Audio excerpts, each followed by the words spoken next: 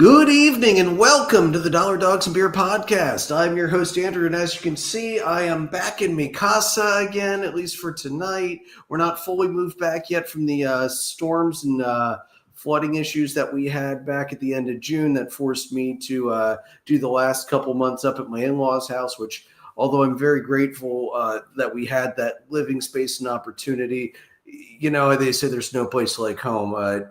Toto, there's no place like home. I am quite glad to be back in the familiar confines here, also with my faster internet connection, so we hopefully get less lag on the recording. Joe, how you holding up tonight, bud? Holding up best I can, man. There's a lot going on, but we'll get through it. We absolutely will. It should be an exciting night. You know, playoffs are winding down. Lots of good action going on tonight. And because I'm back here, I can actually have a game up on the screen so I can peek at scores while we're doing the broadcast for once instead of flipping through 8,000 tabs. It felt like. All right, so Joe, what are you drinking tonight? I know what you're watching. It's Cubs Mets. I'm just keeping track of all the scores because in their infinite wisdom, they flexed it to an ESPN game, and you can't watch it on marquee with the radio. So you know what? Whatever. I'm just like I've been the last few weeks on the even keel a little bit. So just rocking the Pepsi Zero for now. Nothing wrong with that. And honestly, if I'm gonna drink a low no-cal option for soda, I prefer the zeros to the diets. Aspartame leaves a nasty aftertaste in my mouth. Whatever it is, I don't know if it's stevia or what it is in the zeros, leaves a much less hideous aftertaste in my mouth. So I'm always going to be on board with that if that's going to be my diet option. So for me tonight, I'm going to finish off my Paradise Awaits, the passion fruit sour from Evergreen. Although I will be honest, I don't have as much to be sour about this week. Although the Braves lost today, they did win 10 straight. In what has been the most bipolar freaking season, I'm going to save it till we do like our regular season wrap towards the end of the year. But this Braves team aged me 15 years this summer. I mean, it's been we had months where we couldn't win a game if we bribed the umpires, which clearly we didn't, or we didn't bribe them enough. And then you had August and September where they played like the team they were supposed to be all year. Make it make sense? I certainly can't. I gave up trying. So before we roll into playoffs, we did have some news come out earlier this week. Next year, ABS challenge system will be in place. That is so freaking exciting. You, me, and Jason have been proponents of the challenge system pretty much since we started doing the show, I think, realistically. But especially after Jason after he went down to Norfolk to see the Tide play in the minor league game and got to see the challenge system in action and just how quickly they could resolve that and how quickly it got back to the action. Joe, I'm excited because it's about time Laz Diaz finally realizes that, no, Laz, you really do suck at umpiring, and now players can call you out on it. Yeah, I mean we've obviously talked about umpires ad nauseum. We've talked about the system being in place and that it was MLB ready probably a year or two ago. The fact that they kind of slow roll these things and do spring training and then they stop it and then they bring it back on. I'm just glad that it's finally going to be here. I think just some clarity on it for our listeners. It's you have two challenges, but you don't lose them unless you get the call wrong. Like if the umpire gets the call right, then you lose the challenges. So you start the game with two, and you keep those challenges until you until you get the calls. Until the umpire gets it right. And the challenge can only be initiated by the catcher, the pitcher, or the hitter, and it has to be pretty much right away. They can't have dugout help. The manager can't do anything with it. So just some clarity on how that's going to work from a process standpoint, I think is helpful. I don't. I mean, I've heard some people say, "Why are we just doing this? Why don't we just go full bore robo?" And the only thing the umpire's there for is fouls and tags at the plate, basically. So I don't think we're going to go that direction. I think this challenge system is a good step to improve the accountability on the umpire because, I mean, watching this, we've seen multiple examples of this all the last couple of years, but last night watching the Cubs and the Mets game, Alvarez it was 2-1, and then it was a pitch that was right borderline on the outside corner, called a ball, and then it was 3-1, and of course he's got to throw something in the zone somewhere, and Alvarez hits a 2-run homer, and that ends up being the difference in the ball game. So, I mean, 3-1 is a whole lot different than 2-2, and every pitcher knows it. So, this is certainly an important step, and I'm hopeful that, they've clearly seen that it's not going to drastically impact the game from a pace standpoint. So I think they've got this right finally. Yeah.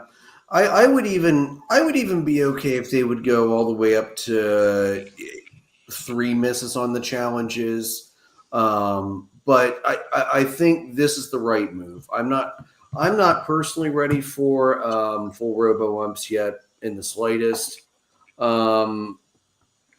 But this is a good start. We know we've seen it implemented that it's not going to slow the game down. It's as fast as the tennis reviews are. It's essentially the same system. So Yeah, it is. I'm excited to see it next year. I mean, it rolled off without a hitch in spring training this year. Players loved it. I mean, the umpires might not have liked seeing how many times they were wrong, but you know what? Don't call it wrong, especially when it's a freaking middle up fastball. As we, how many of those have we seen in the last couple of years that are like so obviously strikes that somehow get called balls that the batter was halfway back to the dugout before he realized that they didn't call strike 3. So yeah, let's get the. I think with like you said, don't get the call wrong, but I think what's contributed to the umpire issues, I think, is the frame job that these catchers are being trained to do. Like the framing has gotten significantly ridiculous at this point. There's a lot of pitches that somehow end up, the catchers, frame it well enough that it gets through. But this will obviously prevent some of that. So I'm excited for it. Yeah, same. I love how MLB has to celebrate Aaron Judge hitting his 50th home run, fourth player to hit that milestone 4 times, which that is impressive. I'm still giving my MVP pick to Cal Raleigh hitting 58 and catching damn near every day, or otherwise DH. I don't know. I don't think he's actually missed a game this year. Now that I think about it, so just thought I'd note that for the record. Phillies are going nuts against the Marlins after last night not going to Jason's pleasure. Dan wanted us to point out 8 home runs tonight for the Phillies. Dan, I'm going to be honest. I don't have the Phillies game on. Number 1, it's blacked out. Number 2, the Phillies are not playing for anything other than potentially 1 seed, whereas I can watch teams that are still fighting to get in. So this is not a crack on the Phillies. I'm not watching it. It's 2 main reasons why, the blackout being the biggest one, because gotta love our blackouts. Can't see anything like that. Actually, Joe, I probably wouldn't even be able to watch, even if the Cubs game hadn't gotten flexed to ESPN. I probably couldn't watch it because it's New York. I think we're blacked out. The Mets don't get blacked out in this area. Oh, we don't. Okay, it's just Pittsburgh, Baltimore, Washington, and Pittsburgh, Philly. Baltimore, Washington, Philly. That's it. Okay. Well, either way, blackouts still need to go. I've been saying that for a couple of years, and I'm going to keep saying that one too. Well, that's certainly goes without saying, I think. Yeah. All right. So we are in the last week. So the picture right now, this is before games started today. On the American League side, your number 1 seed is the Blue Jays. Number 2 is the Mariners. Number 3 is the Guardians. Yes, the Guardians, after the big win last night, jumped ahead of the Tigers in the standings. Number 4 is the Yankees. Number 5 is the Red Sox. Number 6 is the Tigers. So the Astros at this point are out. I know, what a pity. I'm heartbroken too. Almost said that with a straight face. Almost. So The NL East, which we thought was probably going to be close to wrapped up, is not. The Blue Jays only have a 1-game lead on the Yankees at this point. The AL East. You said the AL, NL East. excuse me. Yes, I did. Force of habit. Yeah. So the AL East, 1 game right now. The Blue Jays only have that 1-game lead. Now they do have the tiebreakers. The Yankees have to catch 2. The Yankees do not have the tiebreaker there. So the Blue Jays, it is basically a 2-game lead. But the Yankees are playing some pretty good ball right now. They've kind of found their mojo. They have clinched a spot. So the Yankees and Blue Jays have clinched their berths, so they are in. The question is going to be now, with the end of the wild card, is it going to be the Red Sox and the Tigers at the end, or will the Astros get back in? Now, the Red Sox are 1 game up in wild card 5. The Tigers are 1 game up on the Astros in wild card 6. I have to say, the bottom half of the wild card right now is not playing great ball. The Tigers have lost 7 straight. They will absolutely not make the hot list tonight and are 1-9 in their last 10. The Astros have lost 4 straight and are 5-5 in their last 10. That combined with the fact that the Mariners have won 5 straight and are 9-1 in the last 10 is exactly why the Mariners have thrown the Astros out of the top of the AL West. And at 4 games at this point, that one's over. It's the Mariners haven't clinched the division yet, but I believe their magic number is down to 1 or 2. So that's not going to last long, thankfully. I think, yeah. So if the Mariners beat the Rockies tonight or the Astros lose to the Athletics, the AL West is over. So, you know what, man?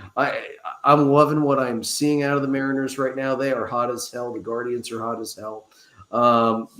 Give me the Mariners. Let's keep the Astros out for the first time. And I actually can't even remember the last time the Astros weren't in the playoffs. It's been a while. I'll pull that up quick. What are your thoughts?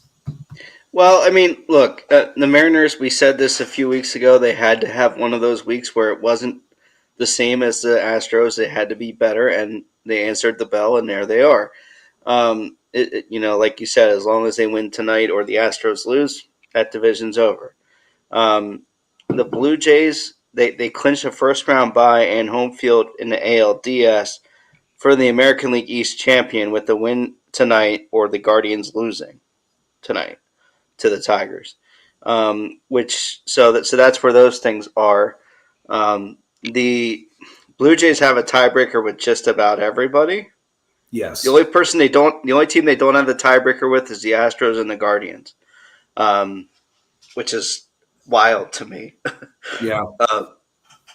But the Guardians is obviously the big story because at the beginning of July, they were 15.5 back. Mm-hmm. Or at the end of July, maybe. I can't remember anymore because it's been said so much. But they were 15.5 back, and there was a point in his podcast a few weeks ago where I had the Tigers on the hot list, not because they had a good record, but because they had a shitty record for the week, and we're still 9 games up. Well, that lead is gone.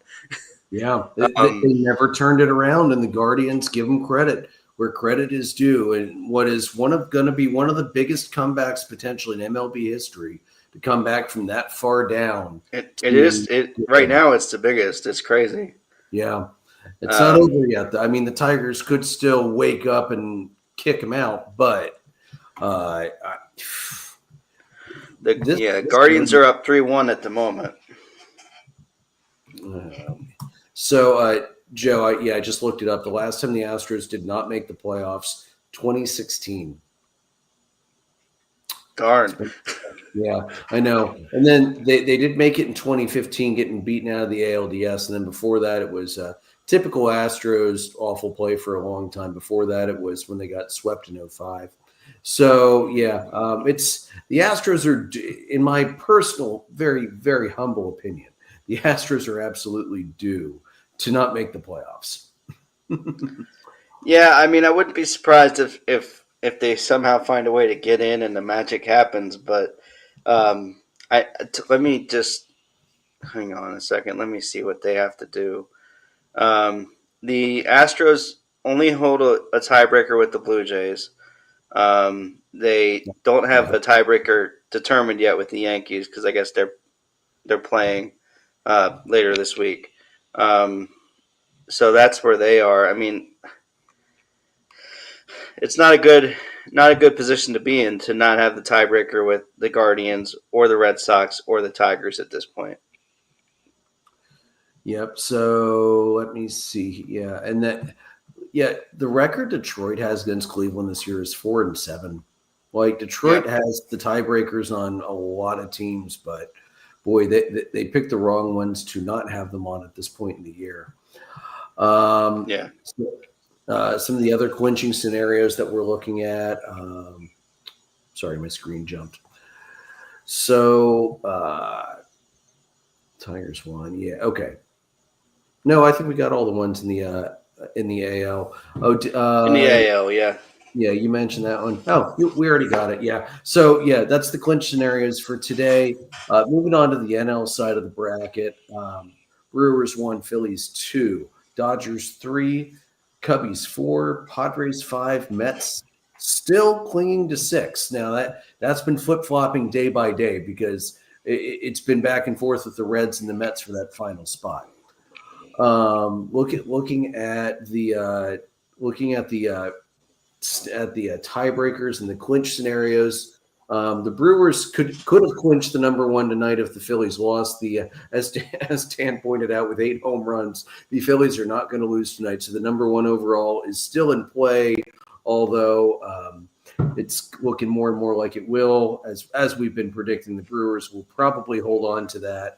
I think tomorrow, if the Brewers, it'll be Brewers win or Phillies lose. Brewers will take the number one. The Brewers are off tomorrow. Oh, do they travel? Okay. Yeah, they're traveling tomorrow. They're one of the 4 games that was on Monday. So they're traveling tomorrow. The Phillies would have one more, and then and then they'll be home for. I don't remember if they're home or in Cincinnati. That's where they're heading. So Cincinnati will have 3 with the Brewers this weekend. Here, I can pull that up quick. And the Brewers do have the tiebreaker over the Phillies. So right. The Phillies, again, it's just like we mentioned earlier, you have to get a game ahead. You can't settle for the tie here. You'll have to jump a game ahead, which this point in the year, not impossible, but not likely. Brewers are at home. So right. as soon as that number one overall seed's clinched, the Brewers are going to be throwing nobody important out there for the last. They might have to throw starters Friday, and they might play starters half a game Saturday or half a game Sunday. But if I'm the Reds, I'm very, very, very happy about how this is boiling down for them. Yeah, I'd say that's fair. I mean, we talked about this a bunch in the last few weeks about the Reds and how they just played too many teams that could, the Brewers are going to lie down, I think, this weekend. I don't think that home field really matters to them. I think they're going to let Philly kind of if regardless of what happens tomorrow, I think the best Philly can do is tie at this point. So that's just not going to change anything, I don't think. The Phillies, including tonight, the Phillies have 5 games left. So if the Phillies go 4-1 and the Brewers go 0-3, I believe they would jump ahead at that point. But the Phillies basically have to win out. They have no wiggle room to get that number. And to be honest, I don't know that the Phillies would love to have the number one overall, but I don't know that they're really they're not going to break their backs trying to get it. And to be honest, I kind of like where the Phillies are at 2, getting the winner of either Mets or Reds and the Dodgers instead of getting the winner of Padres Cubs. Well, I mean, look, I think you're probably right there because I said earlier on a few weeks ago that I would rather face the Dodgers than the Padres in the first round. I can tell you that, and that's still true. Tonight. That's still a possibility. It's still that 2-game margin because the Dodgers and Padres keep mirroring each other this entire way out. That it's still in play. The Dodgers have two more. So tonight and tomorrow at Arizona, and then they head up to Seattle. But again, Seattle's probably not going to be playing starters for too long because they won't need to, although they might let some of their pitchers just get some innings to stay fresh since they'll have the bye. And then let me see what the Padres have. The Padres, they end, they're done. They're off tomorrow. They're staying home, and the Diamondbacks are coming in. And while the Diamondbacks did make a nice, they made a nice little run there. I'm not at all surprised that they're on the well. I guess really not. The Diamondbacks are only a game out. That's true. They're still fighting. I thought they were done, but they're There's a couple of things there that are kind of in play. So yeah, this is definitely this is interesting. So the Phillies, though, tonight with this, I'm seriously not trying to jinx the Phillies, but in the bottom of the eighth with an 11-1 lead on the Marlins, I think it's pretty much safe to say the Phillies are going to win today, and with their win today, they're going to clinch at least number 2. So they've got a first round bye. They've got home field in the NLDS. So the Phillies are looking pretty happy right now. Yes, because they have the tiebreaker of the Dodgers. They can't be caught. All right, so let's see. Here we go. The NL West. The Dodgers do have the tiebreaker over the Padres. So the Padres do need to will need to get 3 games in their favor to pass the Dodgers. Not impossible. Looking more difficult though, because they'll have to it means the Padres are going to have to play the whole time and sweep the Diamondbacks, which is not outside of the realm of possibilities. Now, if I am the Padres, that means I would play either the Mets, Diamondbacks, or Reds in the first round versus the Cubs. Now, Joe, I know it's a hard question for you because you're locked in. It doesn't matter, and you have your own personal opinion of who you'd rather play, obviously, but if you're the Padres, how much pedal to the metal are you going to trying to catch the Dodgers to get into that number 3 spot and then play whoever is the last team in the wild card? Well, I mean, I think it depends. I mean, if last night is what turns the Mets around, then I'd probably rather just play the Cubs. That's fair. Because whoever is in that 6th spot has been playing their hearts out and everything's been going the right way for the last week. So I guess I'd probably still want to play the Cubs if I were them. But then again, I mean, look, home field is, I think, their bigger thing, and I think that's going to be easily attainable for them. Let's be honest with the way that my club's been playing. I did not. I mean, I kind of expected a little bit of a letdown, last weekend with the Reds, but I don't think I expected the hangover to last 4 days. But that's fair. I mean, to get swept by the Reds and then to lose last night in the way that they did, they've got Boyd pitching tonight, and Boyd's not been sharp lately. They've got Imanaga pitching tomorrow, and he's not been sharp lately either. He's given up 10 homers in the last 5 starts. So,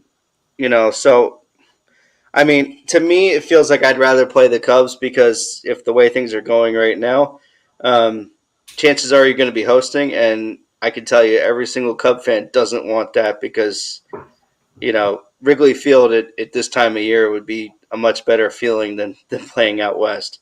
Yes. To be fair. Last year, you'd rather be in Wrigley than San Diego.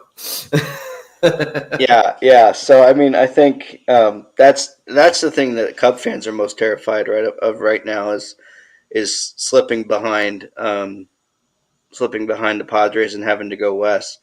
The Padres do have the tiebreaker in the Cubs, right? I don't know, but I don't know that it really to me. Obviously, it matters if they're tied, but I just don't know what that is. Offhand, I think they are 3-3. What's the next tiebreaker record? Probably I don't know. Probably some head-to-head matchup or something. Well, no, they're tied head-to-head. No, I mean divisions, like interdivisional stuff. I think something like that. Um, I Yeah, forget let me exactly what it is, see but here. the bigger Okay, so thing is head I to think head. that Oh, intra division. Yeah, intra it's intra division. Okay, division, which the Padres.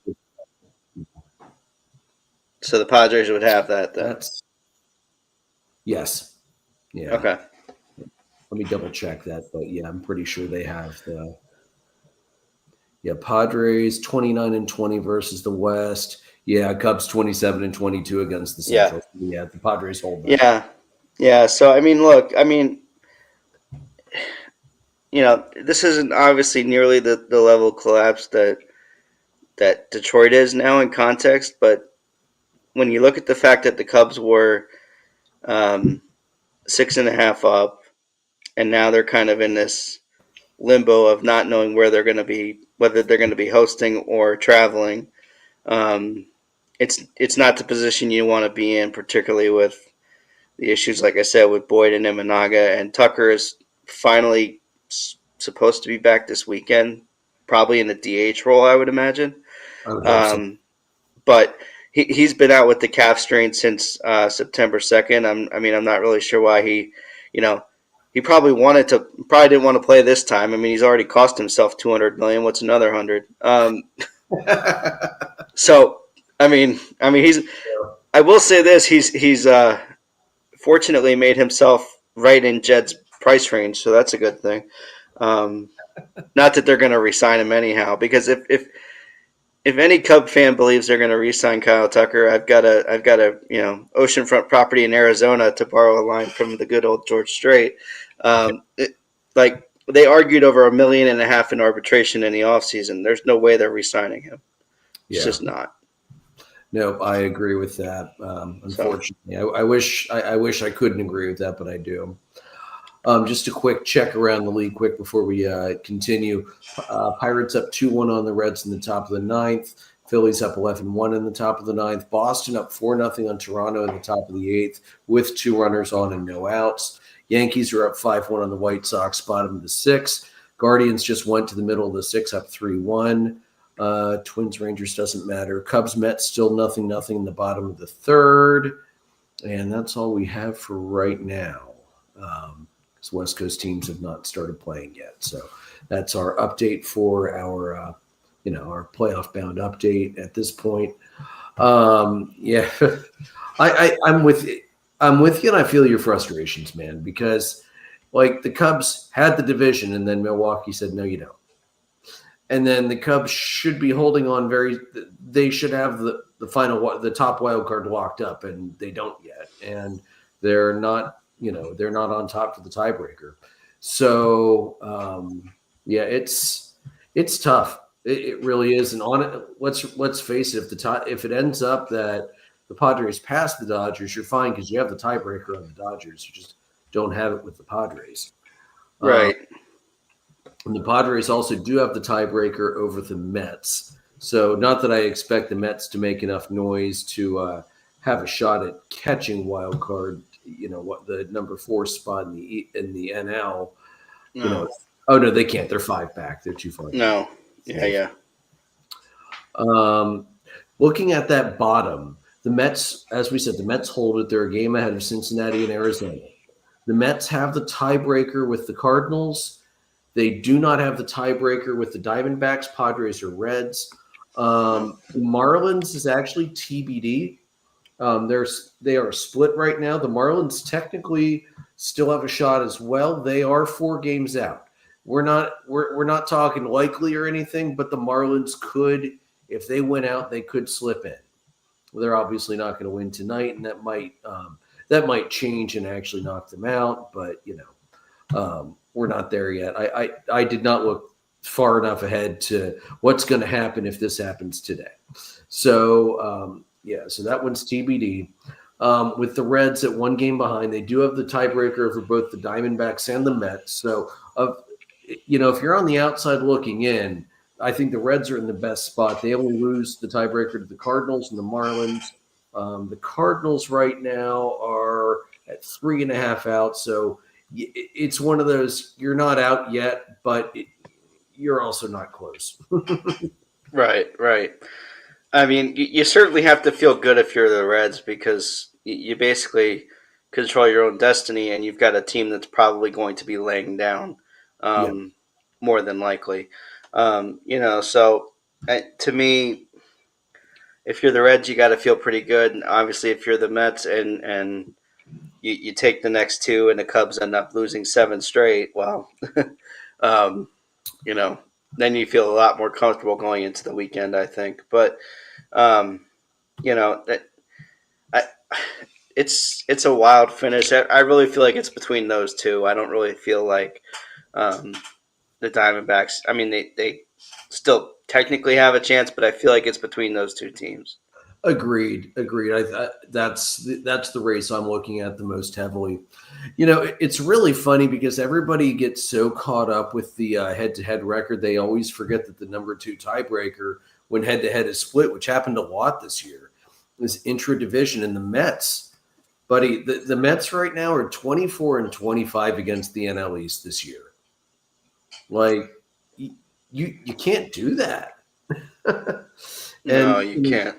the Mets had a lot of really bad swoons this year. I mean, they have, sure, they're holding it right now, and if they win out, they'll hold on. But the Mets they should be in a far better position than they are, and when was the last time a team got in with three different losing streaks of 7+ in a season? I don't know that that's ever happened. I don't think it has, truthfully. Yeah. Yeah. You got to get it done against your division. This is another reason why I don't like the new format that forces a game against every other team. I like making the division matter more because it should. The Phillies, they took care of business, 29-21 against the NL East. Hell, Atlanta actually took care of that, 30-22. Huh. Anyway, but you've got to take care of the division. You can't let the division railroad you, and that's what among other things happened to the Mets when they would randomly go good team, bad team. 5-8 against Atlanta, good God, dude, that's pathetic. 7-6 against Philly. I mean, I'll give them, they did beat the Phillies. 7-6 against Washington, but 5-5 against the Marlins. Like, come on, you got to be better than that. And those games matter. And I mean, sure, in the microcosm of the moment, they didn't matter in June, but boy, do they matter now. So that's just to mention for the Diamondbacks, because they're also close. Tiebreaker for the Diamondbacks. They hold it over the Marlins and the Mets. They do not have it against the Reds. Technically, it's TBD with the Cardinals. I don't think, again, Cardinals at 3.5 back. Sure, they're not out of it, but yeah, I don't know. I will say this, though. A lot of teams that we thought were going to be out of it managed to put together great runs in September to stay relevant or get back in it, like the Guardians, like the Mariners did. The Marlins had a 7-game winning streak that brought them back to the precipice of not being eliminated in early September or before, like they have for so many years.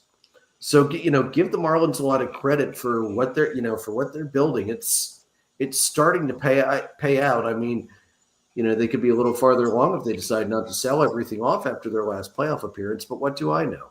I'm not a part owner of a team or anything. Yeah, really. I do acknowledge it's not fair because I've no voting or plenipotentiary powers or anything like that. So this is a great last week.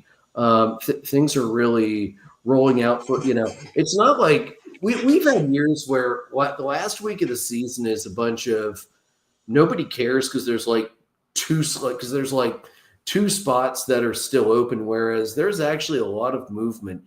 Even here, because let's remember, this isn't Monday night when we usually meet. We're meeting on a Wednesday, and there's still a lot of movement that could happen in these standings of teams either getting in or improving where they're at. So, again, I like the old schedule better, but this is a very exciting finish, and I can't complain about that because, I haven't been watching Atlanta much this year because there's been nothing to watch. Yeah, I will say this. I think of the two leagues, I think there's more to be. I, the American League to me feels like those are the six. Yeah.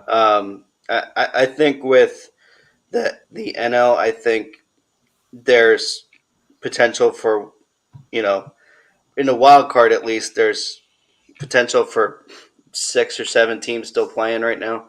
Hmm. Well, not. I mean, there's with the wild card, you got 5 teams that are still worried about where they're going to line up. Um, you know, I will say this, as much as it pains me to feel the need to point this out, the Astros very much are still alive in that chase for that last spot because they still have two more, including tonight at the Athletics, and then three at the Angels. So Houston has the teams that they should be able to beat up on to get those easy wins. Now, granted, they've been playing awful lately.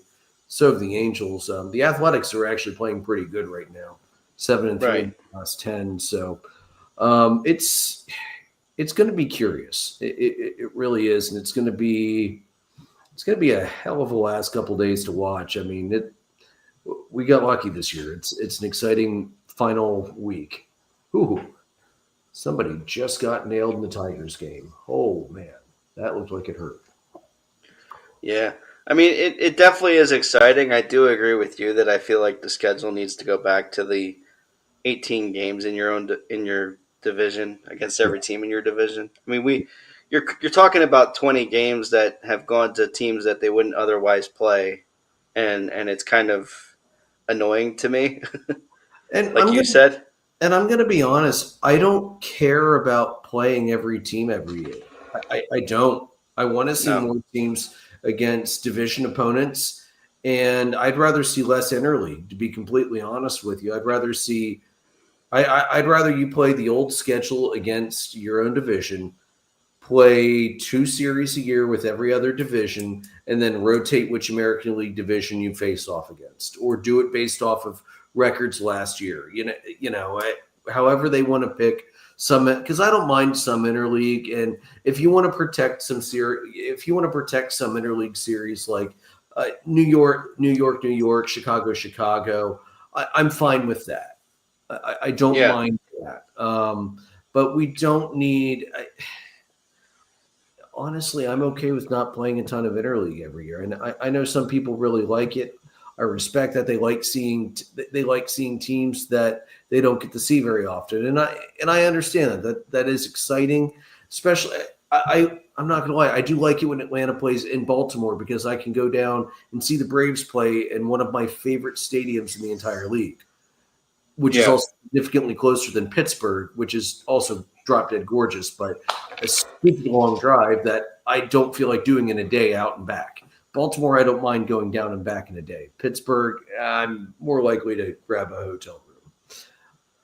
But interleague this year, that's where did that go? I had that up. Anyway, they play so much interleague though, and it's a lot. What is it? 48. I think it's like 48 games they played this year in interleague.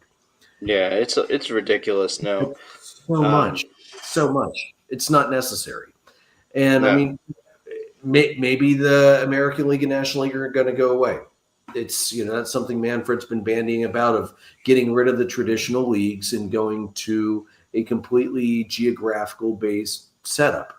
I don't want to see it, but I'm not going to deny that it makes a lot of sense to do it if they would do that. Yeah. Um, I feel like if you're gonna do that, um, I mean, one way to sort of work your way towards that would be to do interleague against the rival division. So like, have the NL Central teams play all their interleague against the AL Central to start to develop some of those rivalries yeah, that you're trying to fight. Get, and I think that would be a way to sort of move that direction if that's where they want to go. Um, I mean, we do also have to consider that the CBA and stuff's coming up and all Yeah. of that. So Yeah, and we may be heading towards a lockout if the owners are really serious about pushing that hard for a salary cap, because if they do that, there's no way the players are going to take it, and that is going to go that's going to cause a lockout, I'm sure. So yeah, I would assume so. yeah, you can't unite the players on a ton of things, but you mentioned the word salary cap, and that's, I mean, didn't Bryce Harper just earlier this year tell Rob Manfred to get the ever loving hell out of their clubhouse? Although he might have used a stronger word than hell if they were going to talk about a salary cap. I'm fairly certain he did that. Yeah, I mean, I think the owners have to be a little realistic here. They've allowed this to happen by Yeah, being willing to pony it. So if and you didn't want to have to pony it, then don't offer the contract. yeah, It's really not that difficult. I mean, you can intentionally try to suck. I mean, look at the Rockies, look at the Pirates. Like you can not spend money and intentionally suck. Like, and nobody's gonna care. So yeah. All right, so as the regular season winds down, couple of fun notes I wanted to point out before we go into the hot list. It has been it has been a good season if you're not an Atlanta Braves fan, because there was a lot of really good baseball played this year. Maybe one good thing for me to have my team play so badly is because I was so disgusted in some of those bad stretches that I was watching a lot of other teams, and I got to see a lot of fantastic baseball this year. I mean, I mentioned at the top of the show, Cal Raleigh. Cal Raleigh is having a season for the ages. He should be the AL MVP, but it's likely going to go to Judge because, but it should go to Cal, in my personal and very not humble, not biased opinion at all. We saw some absolutely horrific baseball being played in the Rocky Mountain High. The Rockies are currently at 43 and 114. They will not match the White Sox last year. We mentioned that like 2 weeks ago that wasn't going to happen. One record the Rockies will have is that they are already on pace to have the worst run differential in baseball history, and it's not close either. They're currently at negative 405 runs. They have allowed as a staff 992 runs. And a lot of the guys in that team, I don't remember what sports writer said it, but somebody said, you look at the Rockies roster, and it looks like a lot of these guys' names are code names for superheroes that suck in their everyday life but are great superheroes. And it's not wrong. It's not wrong. But we've seen the rate. Some races have been more or less the same. Some races really got switched up. I mean, the Mariners sitting on top of the West. We've been hoping to see that for the last 2 to 3 years now when we've done our preseason predictions, and hopefully, knock on wood. No, wait, that's plastered. Hopefully, this will finally be the year that it turns out that way, and we see the Mariners actually make a run in the playoffs. I would love to see that, because right now they're going to get the winner of Guardians Tigers, and they better hope to God that the Tigers wake up and beat the Guardians, because Guardians are red hot right now. Although I'm not sure, I'm confident that I'm going to be seeing that when the season ends at the end of the weekend. So, yeah. So it's been a good year, though. It really has. There's been a lot of great games. We'll talk more about the regular season when we do our final wrap up, but it's been a good one. What do you think, Joe? yeah, it certainly has been interesting. A lot of different things throughout this year. That I mean, the Guardians came from out of nowhere. Amazing what they Right. can do when they're not going to have their two best pitchers and have a longer investigation than any other ones. But And I saw I saw a video earlier today of what triggered. It wasn't the investigation on Class A. It was on the other guy, and it yeah, was two pitches badly that bounced, and apparently The reason those got flagged to MLB is there was a ton of traffic on those two pitches because FanDuel Yeah. lets you make a prediction for the pitch. There Right. was, and others do too. There was apparently a lot of activity on him either allowing a hit or hitting the batter, and then he Yeah. bounced it, and not just like a whoops bounce. It was a not even close to the plate bounce. And it's So like the first pitch of a game too, which is odd. yeah, that's really Um, odd. yeah. So So I mean, I don't know if it's his fault or the degenerate gambler's faults. I don't know, but I mean, a couple of just stat numbers that jump out to me right this minute. Skeens has closed his year with a 1.97 ERA. damn. And Judge has been intentionally walked 34 times now on the year. So that's wild numbers. I mean, it's not Barry Bonds hitting 73 homers numbers, but it's still pretty damn good. No, to be intentionally walked that much and not be one of those guys, it's Yeah. pretty wild. So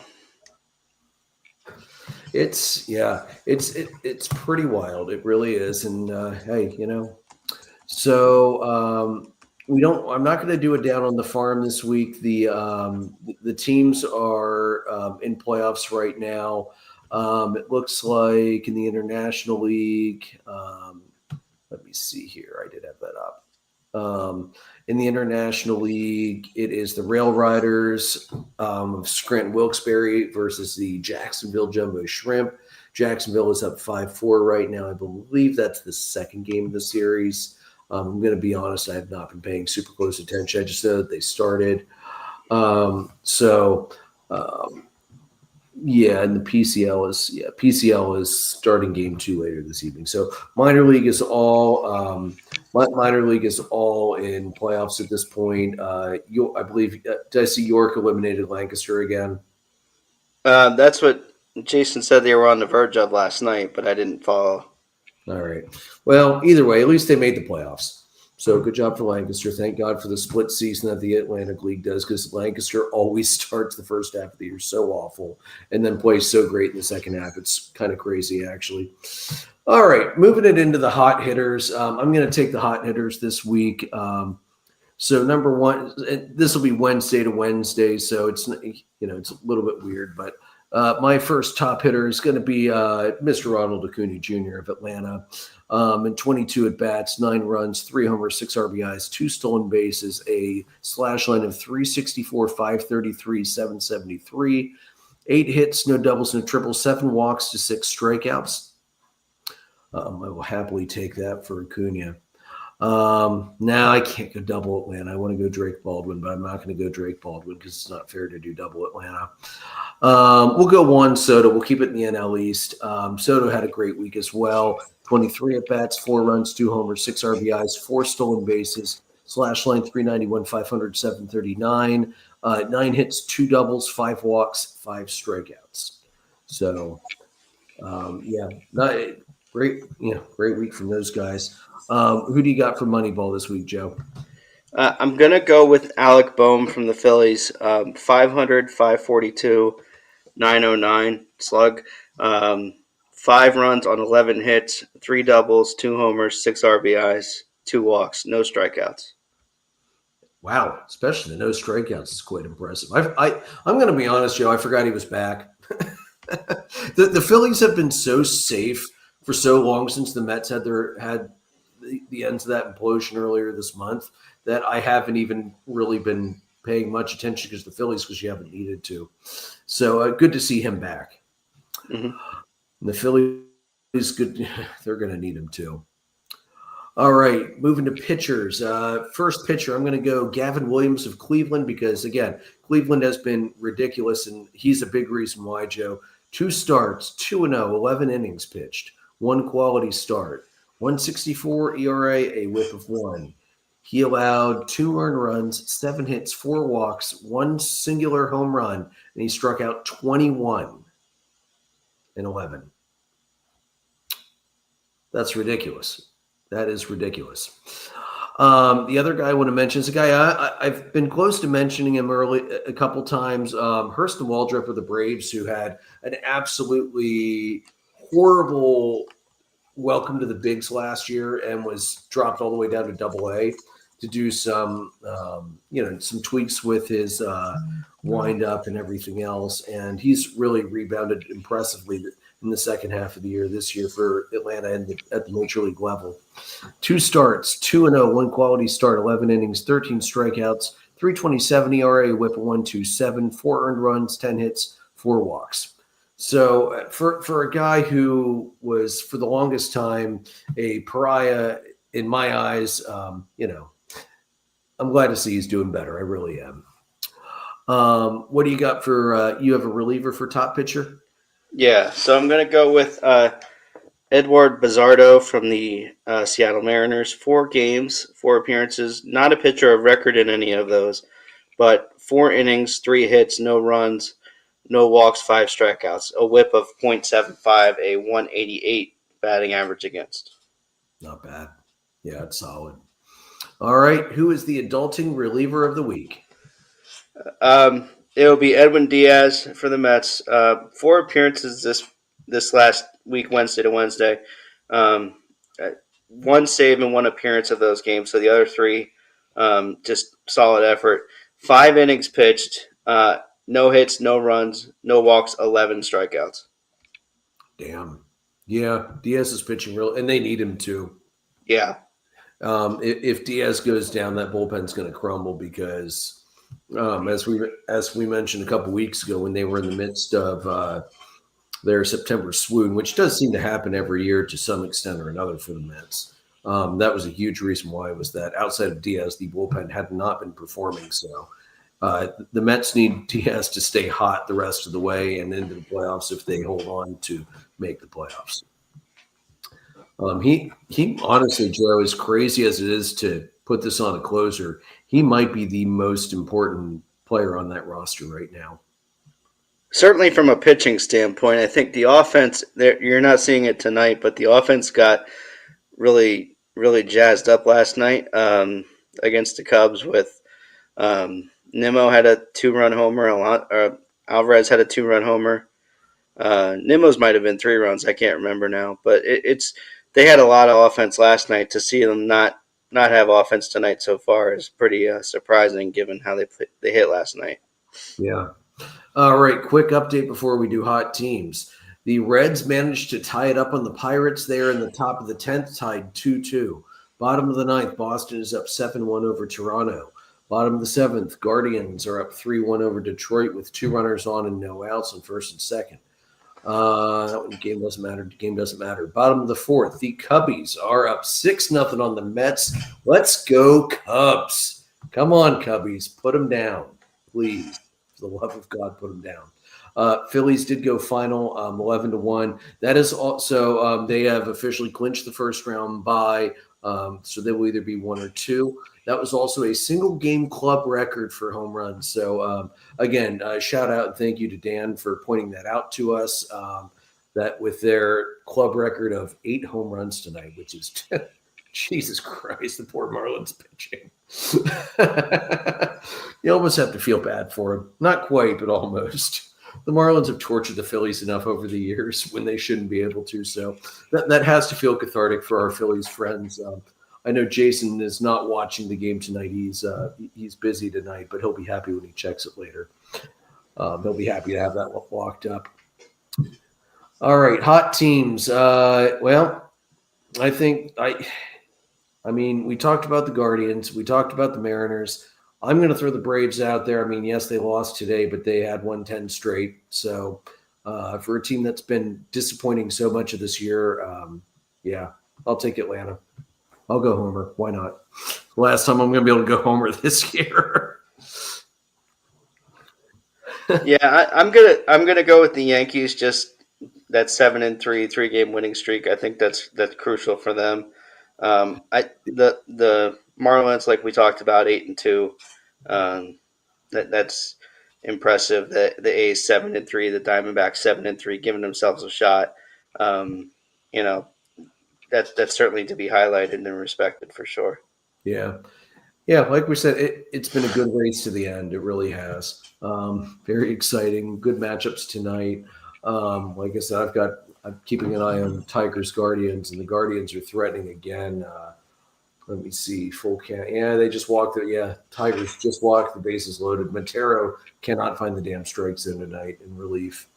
I think he's actually about to get yanked out. He didn't. Yeah, he didn't record an out in the seventh. So this might end up ugly pretty quickly for the Tigers if it keeps going this way. And honestly, the way the Guardians are playing, I would not be shocked because holy hell, they are playing good baseball. All right, so so that's it for us. This is the last episode of the regular season. We will. I think Monday we'll probably be able to do a playoff preview. We'll do the playoff preview on Monday, and then we'll go back to our probably going to be like every other round kind of thing. You know, we won't get an episode between the wild card and the division round. We'll probably get one before the CS, and then we'll. Of course, try to sneak our World Series preview episode in. It's gonna depend on how the schedules go. So, and life gets hectic. Both my kids are involved with the marching band, and anybody who's got kids in marching band knows that fall is pretty much a busy time of year until the end of championships. So, and Warwick's football is 4-1. So at this point, we are probably basically guaranteed a spot in the playoffs because of how easy it is to get in, at least get in the Lancaster Lebanon League right now. So, might only be one and done like it was last year, but it's looking like Warwick's a solid lock. I mean, we got Garden Spot this week, and Garden Spot is not known for great football, so I'm assuming it's going to be another big win for the Warriors. It'll be 5-1. So. Hey, it's an exciting time to be back around the marching band. At least the football is good to watch as well as good marching bands. It's a nice change of pace, because we haven't had that in a long time. Also, I want to give a shout out, Jason. Big reason why he hasn't been with us most of the summer. He is running for Borough Council in Ephrata, and tonight is the parade. They thought it might get canceled by the rain, and then the rain held off so that they could have the parade. So good luck to Jason. We always got your back, bud. And, if he is elected, which, hopefully he is, but, if not, we'll understand that. But if Jason is elected, you might see us change what day of the week because after the Borough Council meets on a Monday, we don't want to cut Jason out for the entire year next year. So we might move to Tuesday or another night. We'll figure that out later. But, after the election, and we know if we have to change anything or not. So. Anyway, Jason, hope the parade went well. Hope you and Karen were able to stay as dry as possible in what has turned out to be the wettest week in September. Granted, yes, we did need the rain. All right, guys. Audio is available on Anchor, Spotify, Google Podcasts, anywhere you can find podcasts. We're live on YouTube as well as Facebook. Merchandise is at redbubble.com. Follow us on Facebook at facebook.com/dollardogsandbeer. We're presented by Dark Arrow Podcast LLC, sponsored also by the fantastic barbers over at Baron Barbershop in Manheim. Man, that's a tongue twister tonight. As you can see, Joe, I was there earlier today. Johnny, as always, did an excellent job, and not the mountain man look you saw last week, that's for sure, huh? Guys, may your dogs always cost $1. May your beer always be cold. We will see you for the playoff preview next week.